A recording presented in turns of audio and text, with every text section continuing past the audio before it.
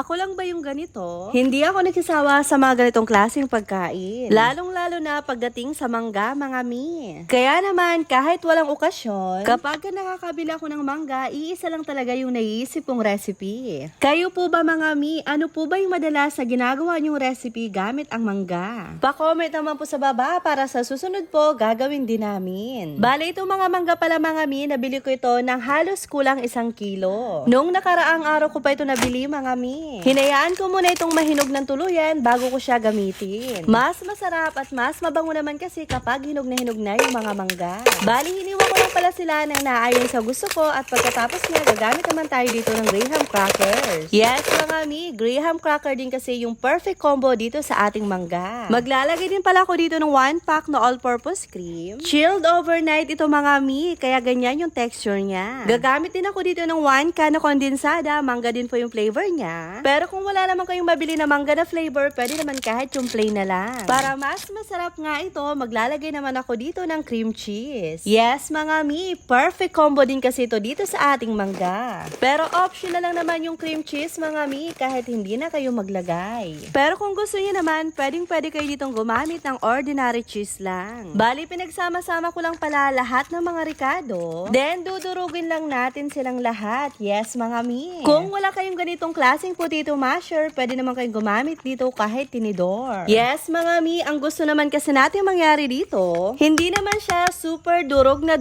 as in durog. Maglalagay din pala ako dito ng whipping cream para mas marami at mas maging malambot ang texture nito. Pero kung wala kayong whipping cream mga mi, kahit hindi na kayo maglagay, dagdagan nyo na lang yung all-purpose cream nyo. Bali, ito na pala silang lahat nung nahalo ko na maayos. Kaya naman, isasalin ko na dito sa aking paghulmahan. Maglalagay din pala ako ng crushed graham dito sa ibabaw. Idadagdag ko na rin yung mga in-slice kong mangga kanina. Yes mga mi, para mas maganda at mas kaakit-akit tingnan itong ating ginagawa. Pagkatapos nga nito, ilalagay ko naman ito sa freezer ng overnight. At makalipas nga lang pong overnight mga mi, ito na nga po yung ating napakasarap na cream cheese mango graham. Ay naku mga mi, kapag natikman nyo talaga ito, talaga namang masasabi nyo na napakasarap pala nito. O diba, napakadali lang gawin at higit sa lahat, pwedeng pangbenta, pwede sa handaan. Kaya kung kapareho kita na mahilig sa ganito, i-comment mo na dyan sa baba. Share ko lang mga mi, meron ng bagong laro ang Masaya Game ng Tong-ets. Kaya kung mahilig kang maglibang at mahilig kang maglaro nito, mag-download at mag-register ka na mga mi, nasa comment section po yung ating link. Kung wala ka namang hilig sa Tong-ets, pwede mo rin itong subukan itong Lucky Fruit kasi napaka-easy lang talaga nito laruin. At napaka-easy lang din manalo, kaya ano pang inaantay mo, mag-download at mag-register ka na. Gamit lamang yung cellphone number, gagawa ka lang ng password mo. Then yung verification code na sisend sa'yo, tapos yung referral ID na nasa comment section. Then confirm mo lang yan, agad-agad meron ka ng account. And by the way mga mi, pwede ka rin maging agent nila. Paalala lamang po, bawal po ito sa mga bata.